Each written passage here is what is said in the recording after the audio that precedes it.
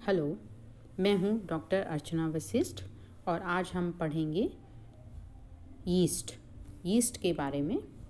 Yeast यानी सैकेरोमाइसीस, जो हम कॉमनली जानते हैं यीस्ट के बारे में। कॉमन यीस्ट होता है सैकेरोमाइसीस। वैसे यीस्ट के कई जीनस हैं जो यीस्ट के अंतर्गत आते हैं लेकिन सबसे जो कॉमन है वो सैकेरोमाइसीस है, तो हम इसके बारे में पढ़ेंगे। इसका जो सिस्टमेटिक पोजीशन है, टेक्सोनोमिक पोजीशन इस तरह से है: division Mycota, sub division Eumycotina, class Ascomycetes, sub class hemi Ascomycetidae, order Endomycetales, family Saccharomycetaceae, genus Saccharomyces and species सेरिविसी।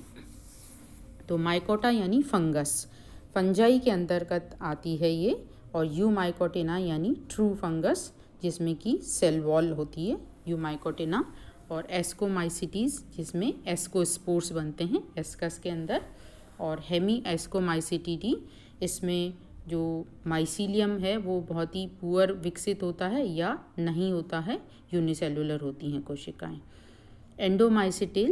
एंडोमाइसिटेल्स में डाइकैरियोटिक फेज नहीं पाई जाती, जो कि सभी एस्कोमाइसिटीज़ में वैसे सामान्यतः पाई जाती है। माइसीलियम भी पाया जाता है और डाइकैरियोटिक फेज भी पाई जाती है, तो ये हेमी एस्कोमाइसिटीडी और एंडोमाइसिटेल्स में नहीं होता। सैकेरोमाइसिटेसी इस फैमिली में ज़्यादातर यीस्ट हैं जो कि नॉन माइसीलियल हैं और यूनिसेलुलर स्ट्रक्चर होती हैं, और जो फिशन और बडिंग के द्वारा जनन करते हैं, और इनमें ज़्यादातर में जो शुगर को फर्मेंट करने की एबिलिटी होती है।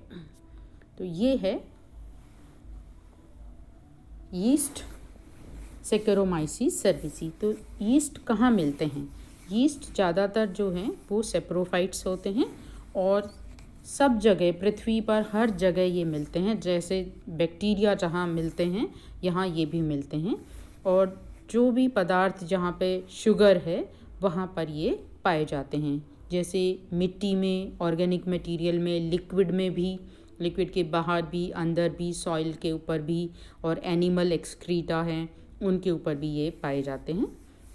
इसके अलावा जो ग्रेन्स हैं, दाने हैं, जैसे जौ, बाजरा, मक्का, गेहूँ वगैरह, जो सड़ रहा है, गल रहा है, थोड़ा सा लिक्विड फॉर्म में है जहाँ जिसमें से शुगर सिरप निकलता है बाहर, या जो फ्रूट्स हैं जैसे ग्रेप्स हैं, एप्पल हैं, डेट्स हैं, खजूर वगैरह, और फूलों के जो मकरंद है वहाँ जहाँ भी जो शुगरी एक्सीडेंट जहाँ मिलता है, उनको चीनी जहाँ भी मिल जाती है वहाँ पे ये पाया जाता है।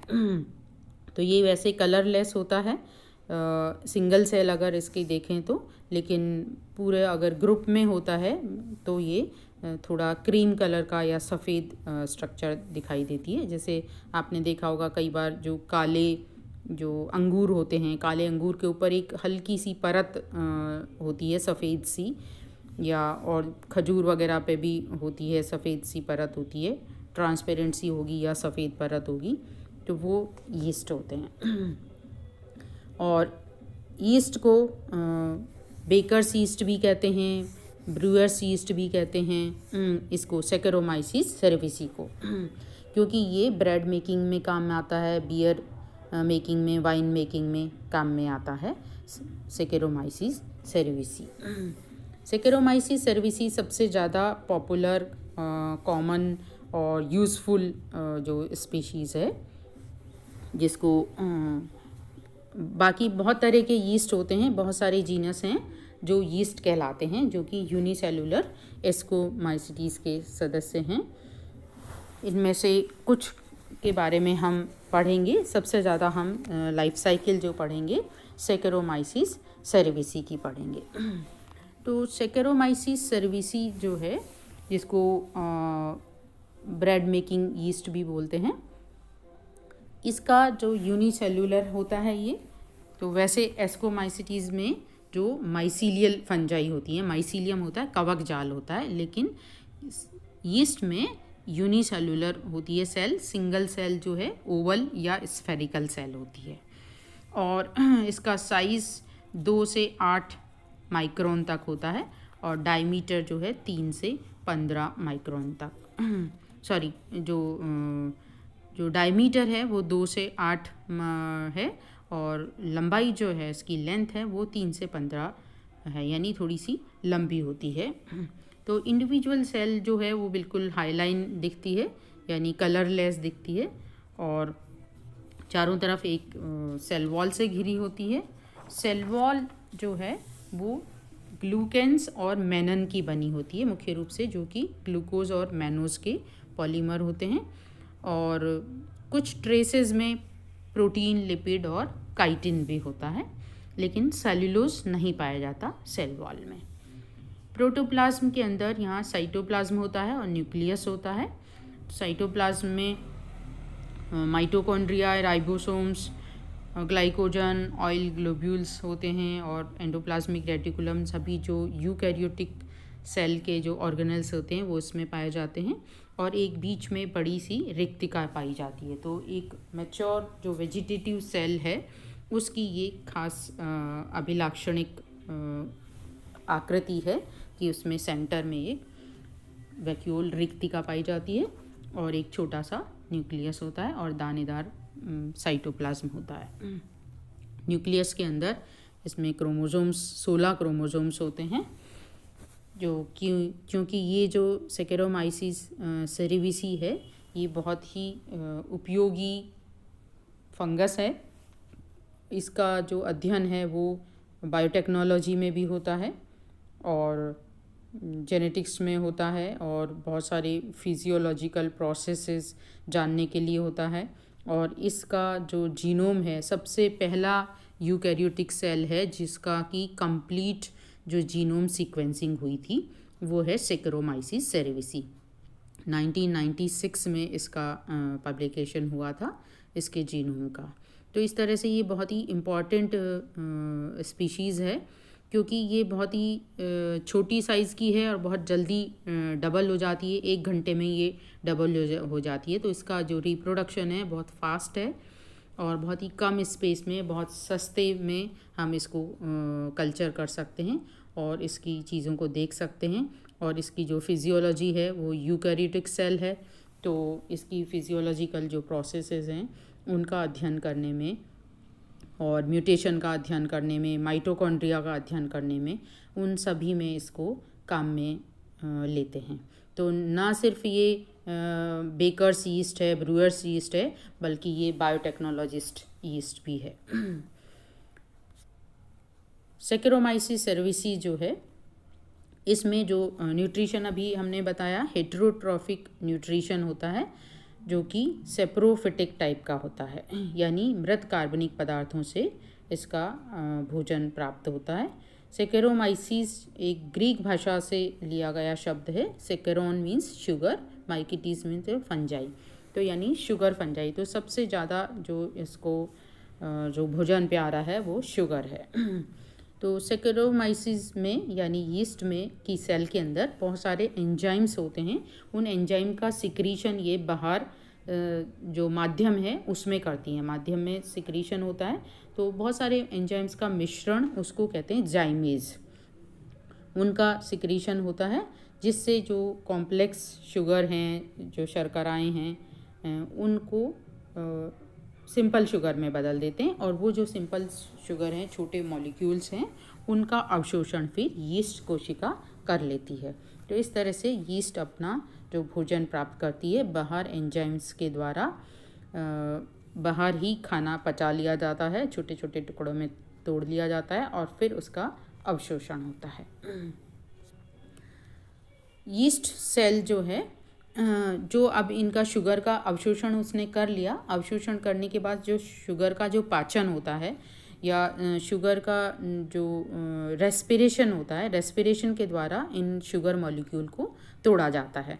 तो शुगर मॉलिक्यूल टूटते हैं CO2 और H2O में और एनर्जी निकलती है, जो कि यीस्ट अपनी जो दूसरी जो एक्टिविटीज़ हैं उनको करने में काम में लेती है उस एनर्जी को।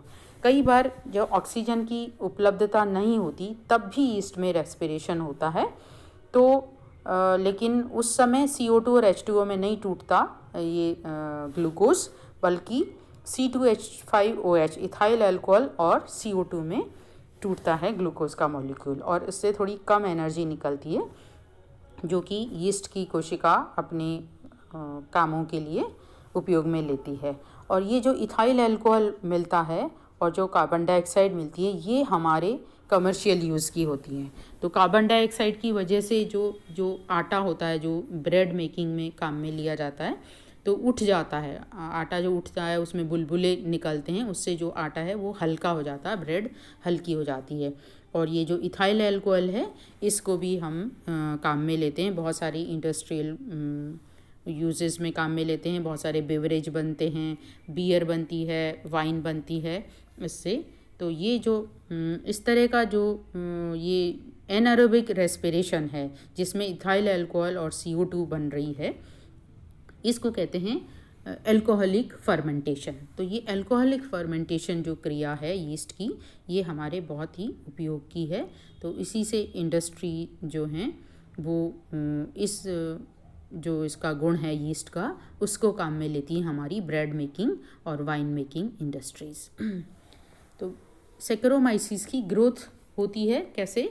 तो इसकी जो सेल जो है पूरे साइज़ में, ओवरऑल साइज़ में इंक्रीज़ हो जाती है। तो इस तरह से इसकी ग्रोथ होती है। उसके बाद जनन, रिप्रोडक्शन कैसे होता है? रिप्रोडक्शन दो प्रकार से होता है, एसेक्सुअल तथा sexual reproduction. Asexual reproduction budding के द्वारा होता है तथा फिशन के द्वारा होता है, तथा सेक्सुअल रिप्रोडक्शन इसमें कोई सेक्स ऑर्गन्स नहीं बनते हैं, सिंपल प्रकार का रिप्रोडक्शन होता है जो कि गेमिटेंजियल कॉपुलेशन के द्वारा होता है। यानी ये जो इसकी सेल हैं वो ही गेमिटेंजिया की तरह से काम करती हैं और उनमें फ्यूज़न होता है। जो वेजिटेटिव सेल हैं वही गेमिटेंजिया की तरह काम करने लग जाती हैं, अलग से सेक्स ऑर्गन नहीं बनते हैं। लेकिन सेक्सुअल जो प्रोसेस है उसके तीनों स्टेप्स, प्लाज्मोगेमी, कैरियोगेमी और मियोसिस, तीनों इसमें पाए जाते हैं। तो पहले हम देखेंगे ये एसेक्सुअल रिप्रोडक्शन, किस तरह से एक जो ये पेरेंट सेल है उसके ऊपर एक छोटी सी बड बन गई है ये।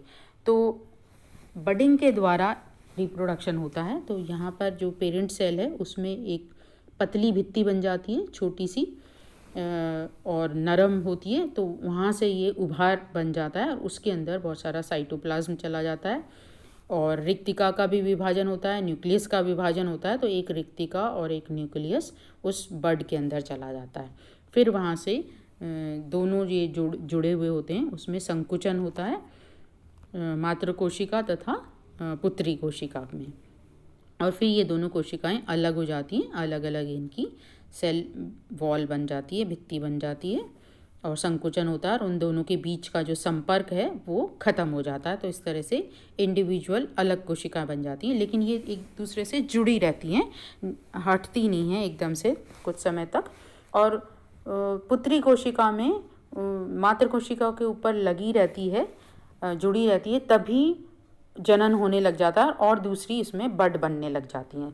तो इस तरह से बहुत सारी जो पुत्री कोशिकाओं में भी बड बनने लग जाती हैं। तो एक माइसीलियम बन जाता है, इसको स्यूडोमाइसीलियम कहते हैं। बहुत सारी एक जो चेन बन जाती है ये पेरेंट कोशिका और पुत्री कोशिकाओं की, ये शाखित या अशाखित हो सकती है, इसको कहते हैं स्यूडोमाइसीलियम। तो इसमें स्यूडोमाइसीलियम में लगभग 64 कोशिकाएं तक देखी गई हैं आपस में जुड़ी हुई, और फिर ये बहुत ही धीमी जुड़ी हुई होती हैं, कमज़ोर रूप से जुड़ी होती हैं। तो ये अलग अलग हो जाती हैं, हर एक जो यीस्ट सेल है वो अलग हो जाती है। इस तरह से एक यीस्ट सेल से बहुत सारी यीस्ट सेल बन जाती हैं। तो इस तरह बडिंग द्वारा अलैंगिक जनन होता है सेकेरोमाइसिस सेरेविसी में। ये जो बड के बाद नीचे जो देख रहे हैं इसमें बर्थ स्कार रहता है, जो कि अवतल एक स्कार है, गड्ढा है, और बड स्कार ऊपर उत्तल एक उभार के रूप में दिखाई देता है। दूसरी प्रकार के जो यीस्ट हैं उनमें फिशन की तरीके से अलैंगिक जनन होता है। फिशन यीस्ट जो हैं जैसे कि शाइज़ोसैकेरोमाइसिस, इसमें कोशिकाएं लंबी होती है और जनन के समय और ये लंबी हो जाती है और बीच में से खांच बनती है और सेप्टा बनने लग जाता है, पट निर्माण होता है इसमें, कॉन्सेंट्रिक पट होता है जो कि कॉन्सेंट्रिक होता जाता है और अंदर की तरफ ये पूरा पट बन जाता है और न्यूक्लियस 2 भागों में विभाजित होता है और रिक्तिका भी 2 भागों में विभाजित हो जाती है और इस तरह से एक मात्र कोशिका से 2 पुत्री कोशिकाएं बन जाती हैं। ये दोनों पुत्री कोशिकाएं समान आकार की होती हैं। फिशन के द्वारा जो 2 कोशिकाएं बनती हैं वो दोनों समान आकार की होती हैं, जबकि ये जो बडिंग के द्वारा जो बनी है पुत्री कोशिका छोटी होती है, मात्र कोशिका बड़ी होती है। तो इस तरह से फिशन के द्वारा भी अलैंगिक जनन होता है शाइज़ोसैकेरोमाइसिस में, जिसको फिशन यीस्ट भी कहते हैं। तो बडिंग जो है ये ज़्यादा कॉमन है और सैकेरोमाइसिस सेरेविसी में इसी प्रकार से जनन होता है, बडिंग के द्वारा, फिशन के द्वारा कम होता है। सेक्सुअल रिप्रोडक्शन, यीस्ट में जो सेक्सुअल रिप्रोडक्शन है वो प्रॉपर तरीके से होता है, यानी प्लाज्मोगेमी, कैरियोगेमी, मियोसिस तीनों स्टेप्स पाए जाते हैं और ये तीनों स्टेप जल्दी हो जाते हैं, साथ साथ हो जाते हैं, लेकिन यहाँ सेक्स ऑर्गन्स नहीं बनते हैं, एंथीरिडिया और ऊगोनिया नहीं बनते और सेक्सुअल प्रोसेस जो है बहुत ही सिंपल तरीके से होता है, लेकिन तीनों स्टेप्स उसमें फॉलो किए जाते हैं। तो यीस्ट में 2 तरह की सेल्स होती हैं। जो यीस्ट का जो मिक्सचर है, जो बेकर्स यीस्ट है, जो उसमें दोनों तरह के सेल्स होते हैं, ड्वार्फ सेल्स भी होती हैं और लार्ज सेल्स भी होती हैं। तो ड्वार्फ सेल्स जो होती हैं वो हैप्लॉइड सेल्स होती हैं। तो ये हैप्लॉइड सेल में 2 तरह के स्ट्रेन होते हैं, प्लस और माइनस स्ट्रेन। तो प्लस और माइनस स्ट्रेन ये ऑपोजिट स्ट्रेन होते हैं और जब ये पास पास आते हैं तो इनमें कॉन्जुगेशन हो जाता है, फ्यूज़न हो जाता है, प्लाज्मोगेमी हो जाती है। तो जब ये अकेला ही एक टाइप होता है, यानी प्लस टाइप के हैं, तो सिर्फ ये बडिंग के द्वारा जनन करते रहते हैं और अगर प्लस माइनस दोनों तरह के मिल गए तो ये तुरंत ही कॉन्जुगेशन के द्वारा जुड़ जाते हैं। इस तरह से ये देखिए प्लस माइनस है, तो कॉन्जुगेशन होने से जैसे ही प्लस माइनस पास पास आते हैं तो इनमें हार्मोन का जो सिक्रीट होते हैं उसके वजह से ये इसकी जो शेप चेंज होने लग जाती है। तो शेप ये पीयर शेप की हो गई है और पीयर शेप की होने के बाद इनका जो ये जो नई जो सेल वॉल बनी है, जो एक चोंच के रूप में जो दिख रही है, उसमें आपस में कुछ चिपकने की जैसे भी क्षमता होती है, तो ये आपस में चिपक जाती हैं और ये फ्यूज़ हो जाती हैं इस तरह से। तो ये कॉन्जुगेशन ब्रिज बन गया, इसमें दोनों जो भित्तियाँ हैं वो जुड़ गई हैं, डाइकैरियन बन गया। और उसके बाद जो न्यूक्लियस है, जो 2 न्यूक्लियस पास पास आए हैं उनमें फ्यूज़न हो जाता है, यानी फर्टिलाइजेशन हो जाता है।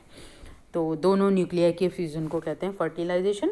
और जो फर्टिलाइजेशन के बाद जो न्यूक्लियस बना है, डिप्लॉइड न्यूक्लियस, तो जो डिप्लॉइड न्यूक्लियस जिस सेल के अंदर होता है उस सेल को कहते हैं जाइगोट। तो इस तरह से जाइगोट का निर्माण होता है। अब ये जो डिप्लॉइड न्यूक्लियस वाला जाइगोट है, इसमें फिर बड बनती है और ये बड के द्वारा नई यीस्ट सेल बन जाती है। तो ये नई यीस्ट सेल जो बनी है वो है लार्जर स्ट्रेन। ड्वार्फ स्ट्रेन तो हैप्लॉइड सेल होती है और ये होती है डिप्लॉइड सेल जो कि लार्ज स्ट्रेन है। तो लार्ज स्ट्रेन की इस तरह से बहुत सारी सेल बनती जाती हैं बडिंग के द्वारा।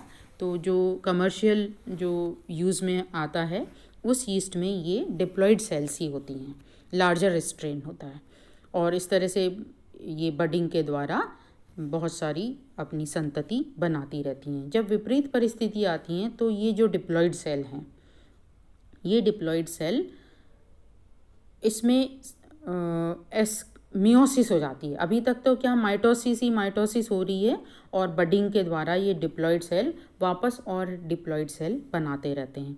लेकिन विपरीत परिस्थिति आने पर, यानी जो भोजन की कमी होने पर या टेम्परेचर की कमी होने पर इसमें मियोसिस होता है और एस्कोस्पोर बन जाते हैं।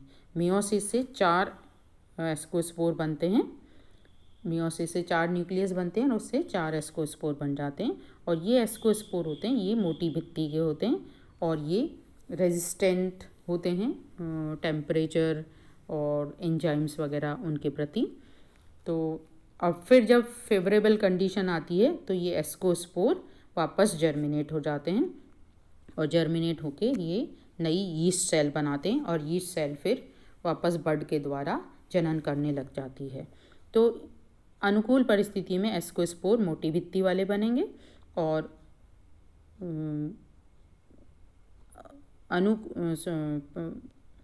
ये फेवरेबल कंडीशन के अंदर प्रतिकूल कंडीशन में एस्कोस्पोर बनते हैं तथा अनुकूल परिस्थिति में यीस्ट सेल बनती हैं, बडिंग के द्वारा जनन करती हैं, यानी एसेक्सुअल रिप्रोडक्शन होता है। तो ये लाइफ साइकिल दिखाई है सेकेरोमाइसीस सेरेविसी की। इसमें आप ये ए चित्र देखें। ए चित्र में ड्वार्फ स्ट्रेन सेल हैं, छोटी सेल हैं जो कि स्फेरिकल होती हैं। ये स्फेरिकल सेल ये बड के द्वारा जनन कर रही हैं, बडिंग के द्वारा। और ये ड्वार्फ स्ट्रेन सेल्स हैं जो 2 तरह के स्ट्रेन होते हैं, इसमें प्लस और माइनस।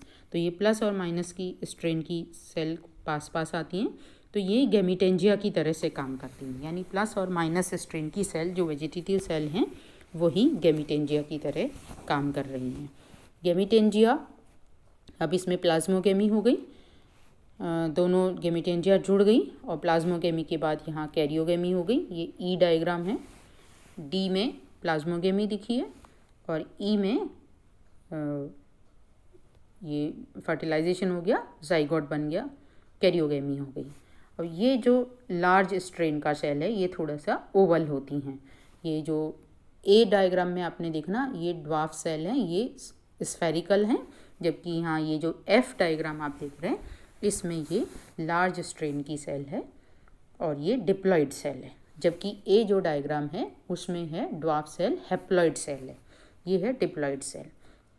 ये डिप्लॉइड सेल भी बड के द्वारा जनन करती है और वापस डिप्लॉइड सेल बनाती रहती है, माइटोटिक डिवीज़न के द्वारा न्यूक्लियस का विभाजन होता है। ये जो सोमेटिक सेल है, डिप्लॉइड सेल है, उसमें विपरीत परिस्थिति आने पर ये ही सेल एस्कस मदर सेल की तरह काम करती है। तो एस्कस मदर सेल जब बनती है तो क्या चेंज आता है वेजिटेटिव सेल से कि उसकी जो रिक्तिका है, वैक्यूल है, ये समाप्त हो जाती है। वेजिटेटिव सेल का अभिलाक्षणिक गुण है यीस्ट में कि उसमें बीच में एक बड़ी रिक्तिका पाई जाती है। तो ये रिक्तिका समाप्त हो जाती है और ये एस्कस मदर सेल बन जाती है। एस्कस मदर सेल का जो न्यूक्लियस है अब उसमें मियोटिक डिवीज़न होता है। अभी तक जहाँ बडिंग हो रही थी तब यहाँ माइटोटिक डिवीज़न होता था न्यूक्लियस में, और अब यहाँ एस्कस मदर सेल बन गई है। अब यहाँ मियोसिस होगा, अर्धसूत्री विभाजन होगा और इससे 4 न्यूक्लियस बनेंगे मियोसिस से, जिसमें कि आधे होंगे गुणसूत्र और ये हैप्लॉइड सेल कहलाती हैं। तो जैसे 16 गुणसूत्र होते हैं डिप्लॉइड सेल में, तो यहाँ 8 ही गुणसूत्र रह जाएंगे।